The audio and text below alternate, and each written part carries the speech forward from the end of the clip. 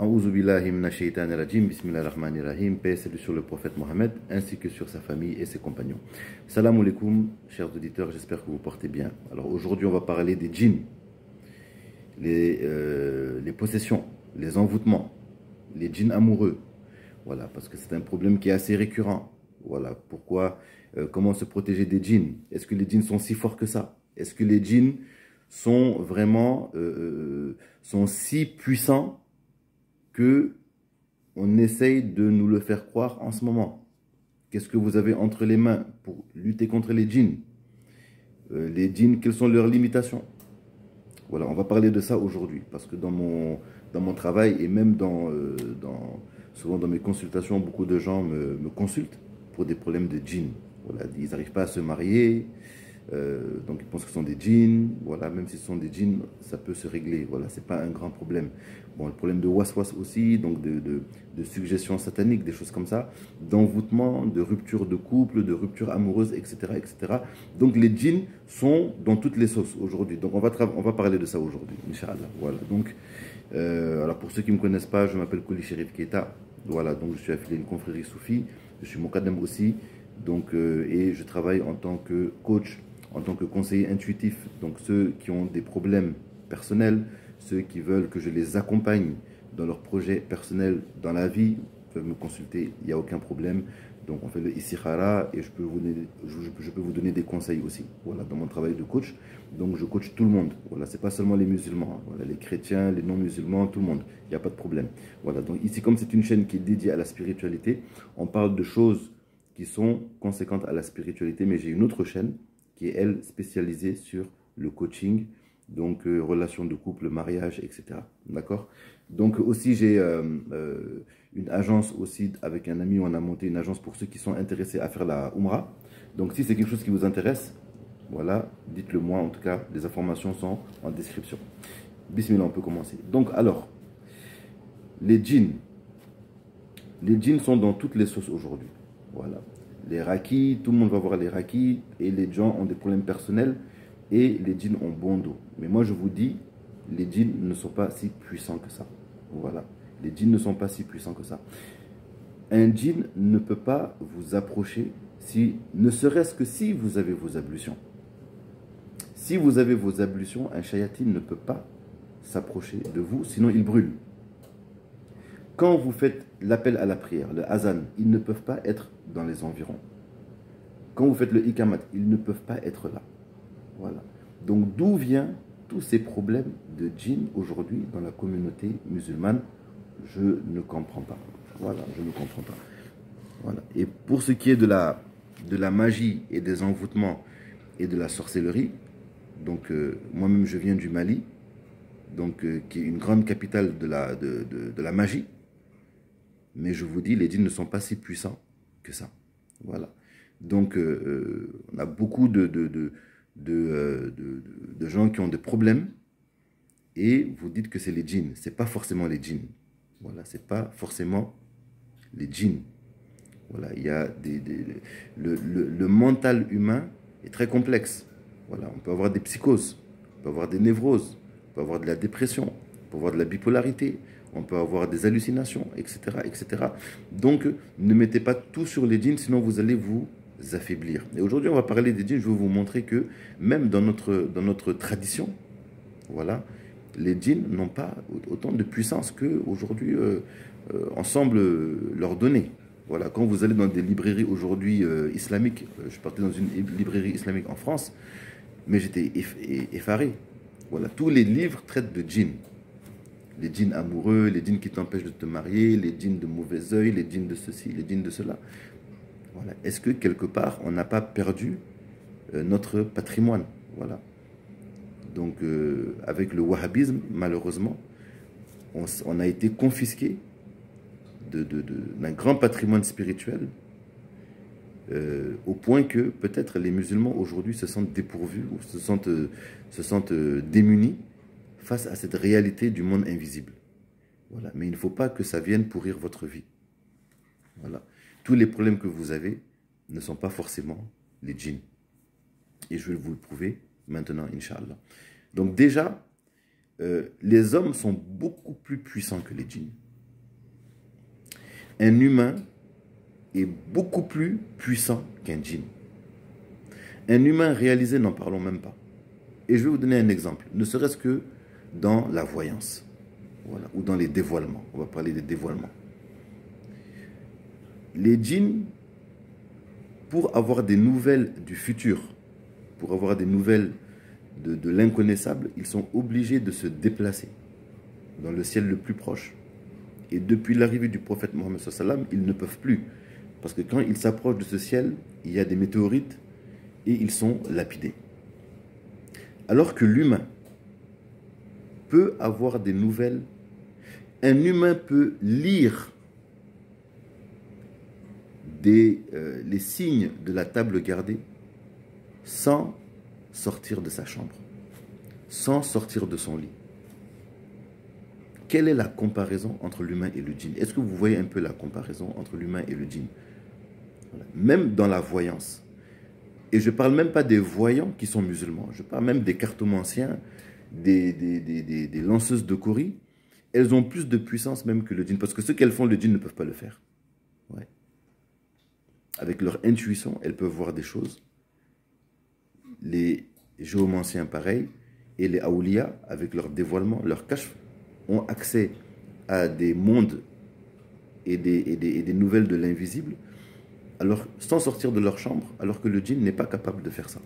Donc vous voyez déjà que même en termes de connaissances dans l'avenir, l'humain est beaucoup plus puissant que le djinn. L'humain aussi, donc ça c'est pour ceux qui sont dans la spiritualité, l'humain a accès à des stations spirituelles que le djinn ne peut pas atteindre. Par exemple la station de pôle. La station de pôle, les djinns ne peuvent pas atteindre cette station. Il n'y a que les humains qui peuvent atteindre cette station. Vous voyez? Même certaines adorations, donc une manipulation du nom suprême et certaines manipulations donc ésotériques, les djinns ne peuvent pas le faire. Il n'y a que les humains qui peuvent le faire. Voilà. Et pour vous donner un autre exemple, on va parler donc de ce qui est unanimement connu, donc l'histoire du prophète Sulayman, paix et salut sur lui.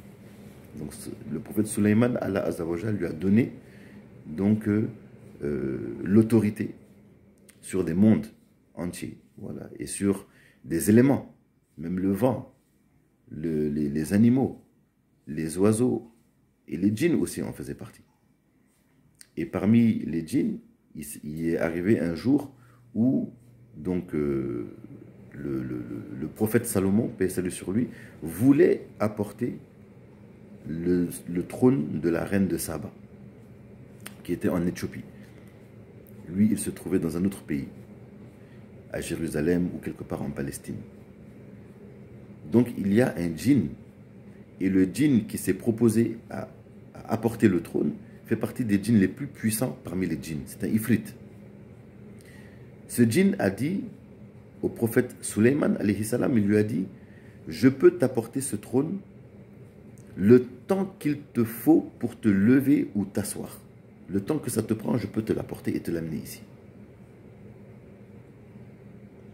Et là, il y a un humain donc, qui faisait partie des proches du prophète Salomon. Et cet humain avait en sa possession le Ismul Azam, donc le nom suprême.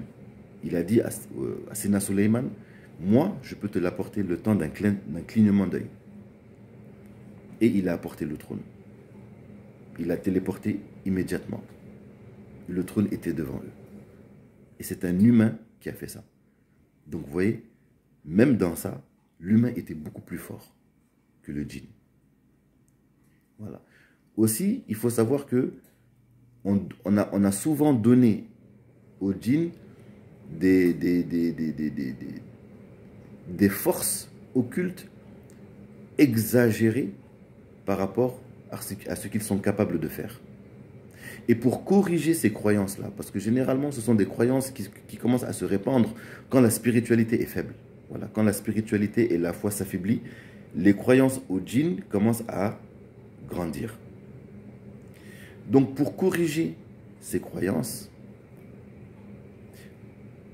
Allah Azza wa Jal nous a indiqué que quand le prophète Sulayman, paix sur lui, est décédé, le prophète Sulayman est décédé alayhi salam, il est décédé en position assise. Il avait son corps reposé sur sa canne. Et vous savez, les djinns à l'époque, donc ceux qui étaient sous l'autorité du prophète Salomon, c'était des shayatines, c'était des diables. Et ils n'avaient pas le droit de le regarder. Donc si un diable le regardait, il prenait feu tout de suite. Voilà, il rentrait en combustion. Donc quand le prophète Salomon, alayhi salam, est décédé, et le corps des prophètes ne se décompose pas, donc il est resté longtemps en position assise, alors qu'il était déjà décédé. Les djinns pensaient qu'il était en train de dormir. Et c'est seulement lorsque les termites ont rongé le bout de sa canne que son corps s'est affaissé.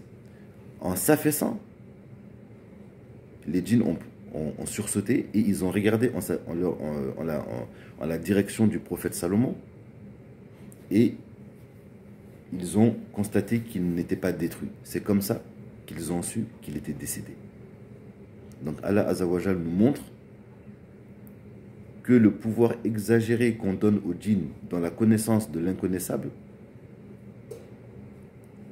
n'est pas mérité, n'a pas lieu d'être. Parce que ces djinns, ces diables-là n'étaient même pas conscients que le prophète Sulayman alayhi salam était décédé depuis longtemps. Ça c'est pourquoi. C'est pour nous indiquer, à nous, musulmans, croyants, qu'il ne faut pas donner plus de puissance aux djinns qu'ils en ont réellement. Voilà. Ils n'ont pas tant de pouvoir que ça. Un autre exemple encore. Il faut savoir que les djinns sont dans une autre dimension. Donc même le peu de djinns que vous voyez ici, ce sont des délinquants en réalité. Parce que les djinns n'ont pas le droit d'interférer dans notre monde. Voilà, ils ont leur propre monde. Ils ont une charia qui leur est spécifique. Voilà, parmi les djinns, il y a des juifs dedans, il y a des chrétiens, il y a des musulmans, il y a des soufis dedans, il y a des tidjanes dedans, il y a des naqshbandis dedans, il y a des bouchichis dedans. Ils ont leur propre monde. Voilà, ils ont leur propre technologie. Ils ont même les ovnis que vous voyez souvent. Souvent, il y a beaucoup de vidéos d'ovnis qui passent là. Ce sont des djinns. Ce sont des djinns qui viennent dans ce monde-là. Voilà. Voilà, ce ne sont pas des extraterrestres. Ce sont des créatures intraterrestres. Et les djinns, il y a plusieurs espèces de djinns. Voilà, il y a plusieurs espèces. Donc, les djinns, ils ont leur propre monde. Ils ont leur propre technologie. Ils ont leurs propres animaux. Ils ont leur propre nourriture. Ils ont un monde à eux. Voilà. Normalement, ils n'ont pas le droit d'interférer dans notre monde, mais certains d'entre eux viennent. Voilà. Sinon, ils ont une charia. Et la majeure partie des djinns sont croyants. Voilà. Contrairement aux êtres humains, chez les êtres humains, c'est la majorité qui n'est pas croyante. Mais chez les djinns, c'est le contraire. Voilà. Chez eux, la majorité est croyante, c'est une minorité qui est mécréante. Voilà. Vous voyez? Donc, quand un humain récite Ayatul Kursiou, les djinns voient des choses extraordinaires, ils prennent la fuite. Parce que quand vous récitez le Coran, les anges viennent. Voilà, et les djinns voient les anges. Donc quand vous avez vos ablutions, les anges sont avec vous. Quand vous faites le zikr, les anges sont avec vous. Donc quand vous faites le zikr, vous avez vos ablutions, vous faites des ruqyas, et que vous avez encore des problèmes, sachez que ce n'est pas les djinns. Il y a un problème au niveau de la santé mentale. Et il n'y a pas de tabou. Il faut aller voir un médecin. Voilà, il faut aller voir un médecin. Voilà. Des cas de psychose, des cas de névrose, des cas d'obsession, des idées obsessionnelles. Voilà. Et prenez donc des médicaments, donc les médicaments qui permettent de rétablir l'équilibre de la chimie du cerveau.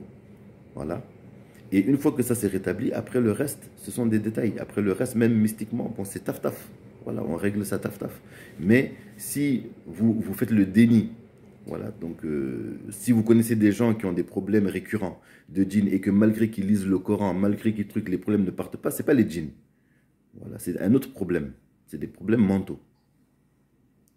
Voilà, il faut régler ça. Il ne faut pas avoir honte. Parce que chez nous, les Africains, on a trop honte de ça.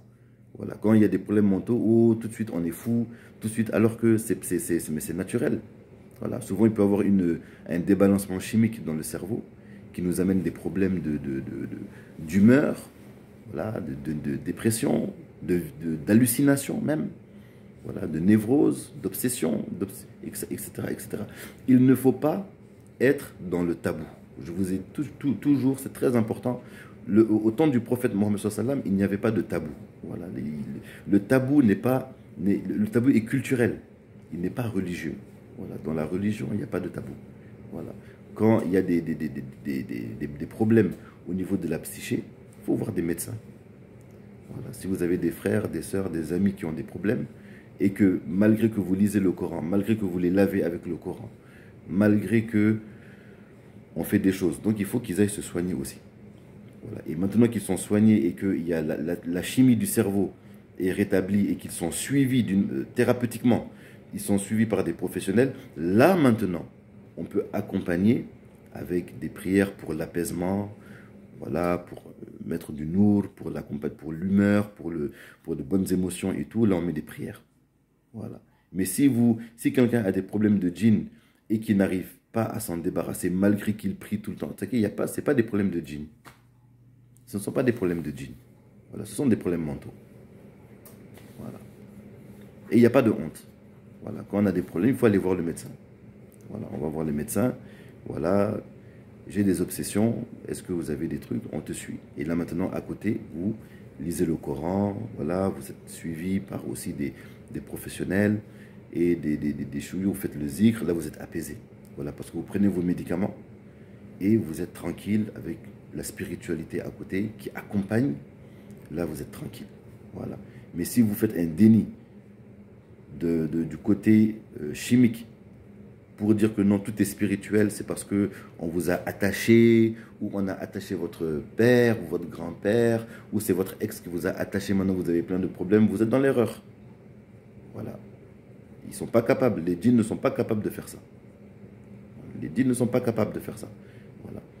Donc je vais vous donner après, Inch'Allah, des choses simples. Voilà, des choses simples pour... c'est des prières que tout le monde connaît pour enlever les djinns. Voilà, si jamais il y a des suggestions sataniques et tout ça, on peut les enlever. Mais si vous faites ça et que ça ne part pas, c'est qu'il y a un autre problème. D'accord? Donc après, on peut faire beaucoup de choses aussi. Quand il y a des problèmes de blocage dans la vie et tout, ça c'est le istikhara. Ça c'est mon travail. Voilà. Avec le istikhara, souvent Dieu peut nous montrer la source du problème. Voilà. Souvent quand vous avez des blocages, souvent c'est pas à cause des djinns. Souvent c'est un problème qui vient de vous-même. Peut-être un problème, peut-être au niveau de la licéité de l'argent, par exemple. Donc on fait le istikhara, on regarde. Voilà. Est-ce que c'est ça qui cause ça? Peut-être vous avez fait un long moment sans payer la zakat. Ça aussi, on regarde, ça peut avoir des effets. Peut-être vous êtes mal comporté avec un de vos parents, ou bien des problèmes de famille, ça peut jouer. Rupture de lien de sang, ça peut jouer. Quoi encore? Plein de choses. La source de l'argent, d'où ça vient, ça peut être une cause. Un divorce qui s'est mal passé, ça peut être une cause. Vous avez fait du mal à quelqu'un, ça peut être une cause. Vous êtes parti à un mauvais endroit au mauvais moment, ça peut être une cause. Voilà, peut-être souvent vous pouvez même avoir un comportement à côté d'un mausolée. Donc il y a un saint qui est enterré ici, vous êtes à côté, vous parlez fort, ou bien vous avez un mauvais comportement. Après vous pouvez avoir des problèmes à cause de ça. Voilà, donc si Dieu le permet, on peut voir ça dans le istikhara. Et on met les solutions appropriées pour régler ça. Voilà.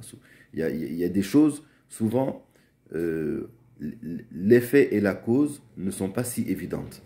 Par exemple, on peut ressentir un attachement pendant la grossesse. Voilà. Une femme, si vous avez une épouse qui a une grossesse, si l'enfant qu'elle porte est un garçon, voilà, le papa peut ressentir un resserrement. Ça peut arriver. Voilà, ça peut arriver. Souvent, l'homonyme peut ressentir aussi un resserrement aussi. C'est des choses qui peuvent arriver. Donc, vous voyez, ça, c'est des choses qui ne sont pas évidentes. Voilà, mais ça existe. Voilà, ça existe. Mais ça, on peut le voir. Avec l'aide du bon Dieu, c'est des choses qu'on peut voir. Voilà. Et quand on voit ça, ok, donc c'est rien. On fait un petit sadaka, une petite prière, un peu de, voilà, une petite aumône par-ci, par-là, ça se règle. Taf, taf. Voilà, ça se règle. Ou un peu de patience seulement, et ça part tout seul. Vous voyez? Voilà. Mais quand c'est des djinns, voilà, les djinns, ils ne sont pas si puissants que ça. Voilà, les djinns ne sont pas si puissants. Ils sont limités. Voilà, ils sont limités. Et l'être humain ne doit pas se sous-estimer. Voilà, ce que Dieu a mis ce que Allah Azzawajal a mis sur l'être humain, voilà, il n'y a aucune créature dans le monde, dans l'univers qui a ça. Vous savez, donc, dans l'être humain, il y a tout le cosmos. Tout le cosmos est dans l'être humain. Voilà, l'être humain, c'est l'une des seules créatures qui peut porter le Ismul Azam, qui peut faire les zikrs qu'on est en train de faire. Voilà. D'autres exemples aussi pour vous donner un peu un exemple de comment il ne faut pas sous-estimer. C'est que, imaginez aujourd'hui, imaginez que on détruit tous les Corans au monde, tous les Corans dans le monde, on les brûle. Imaginez que tous les livres de fiqh, on les brûle. Tous les hadiths, on les brûle. La communauté musulmane est telle qu'en 24 heures, elle peut tout remettre en place. En 24 heures. Il y a des millions de hafiz al-Qur'an, des millions de personnes qui connaissent le Coran à la virgule près. Les millions et les milliards de musulmans qui sont là, chacun connaît quelque chose. Un hadith, deux hadiths, trois hadiths, une règle de jurisprudence. En 24 heures, on peut tout remettre en place. En 24 heures. On est la communauté qui a reçu la Fatiha. Aucune communauté dans toute l'histoire de l'humanité n'a reçu une sourate comme la Fatiha. On peut tout faire avec la Fatiha et le Ismul Azam est dans la Fatiha. On peut tout faire avec. Voilà. Si vous connaissez, d'ailleurs, Inch'Allah, je ferai une audio dessus, Inch'Allah. Voilà. Si vous avez la Fatiha, vous connaissez la Fatiha, vous pouvez, c'est fini. Vous n'avez plus même besoin de voir des marabouts. Avec la Fatiha seulement.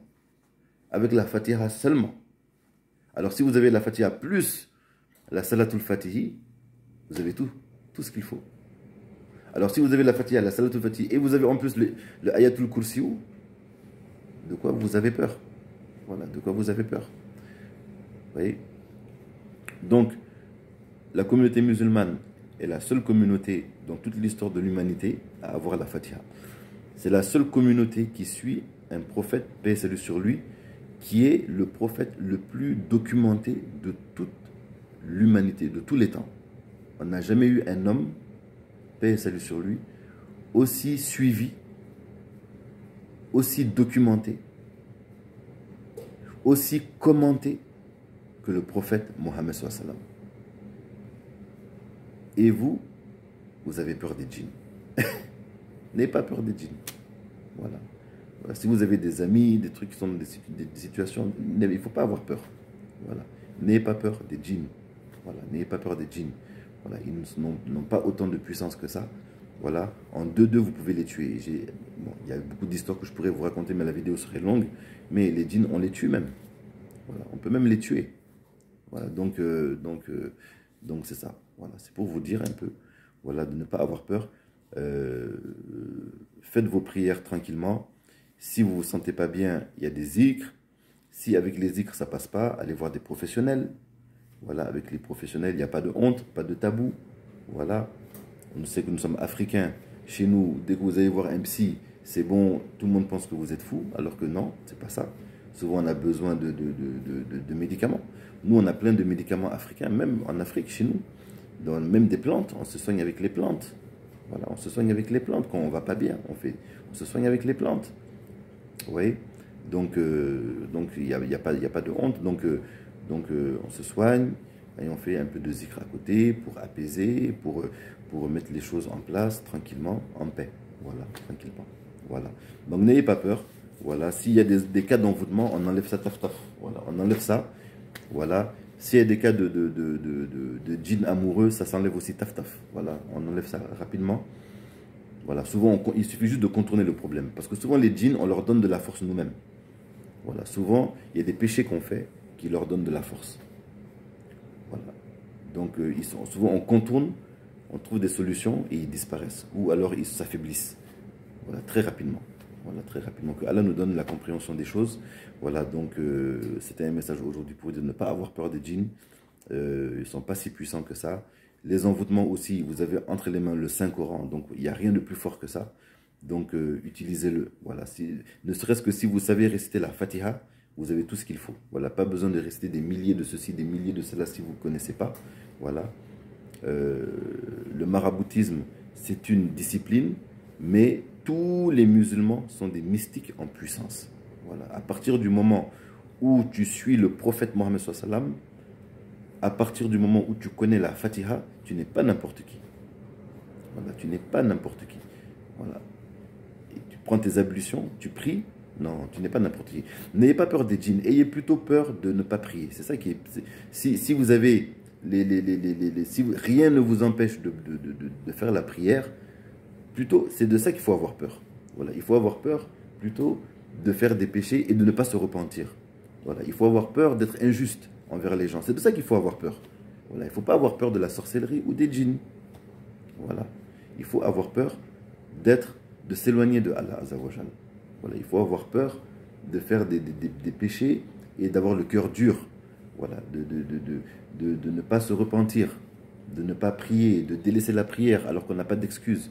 Donc c'est de ça qu'il faut avoir peur. Voilà, mais il ne faut pas avoir peur de la sorcellerie, il ne faut pas avoir peur des djinns. Ok? Donc c'était un conseil pour vous, pour moi aussi un rappel. Voilà, parce que avec le wahhabisme aujourd'hui, bon, vous savez, normalement la communauté musulmane a été très forte pour ce genre de choses-là. Voilà. Mais avec le wahhabisme qui interdit tout et n'importe quoi, voilà, on ne peut pas se promener avec un chapelet tranquille, sinon on est traité de bida. On ne peut pas aller faire ziyara, sinon on est traité de mouchrik, de shirk. On ne peut pas être de... Voilà, donc à cause de ça, maintenant les musulmans ils ne connaissent plus rien. Voilà, ils ont peur maintenant, ils ont peur même des djinns. Voilà, après on va avoir peur de notre ombre. Donc il ne faut pas avoir peur, ok? Allez, je vous aime très fort, on reste en contact, Inch'Allah. Salam alaikum. Allahumma salli ala sayyidina Muhammadin الفاتح لما أغلق والخاتم لما سبق الناصر الحق بالحق والهادي إلى صراطك المستقيم وعلى آله قدره ومقداره العظيم سبحان ربك رب العزة عما يصفون وسلام على المرسلين والحمد لله رب العالمين السلام عليكم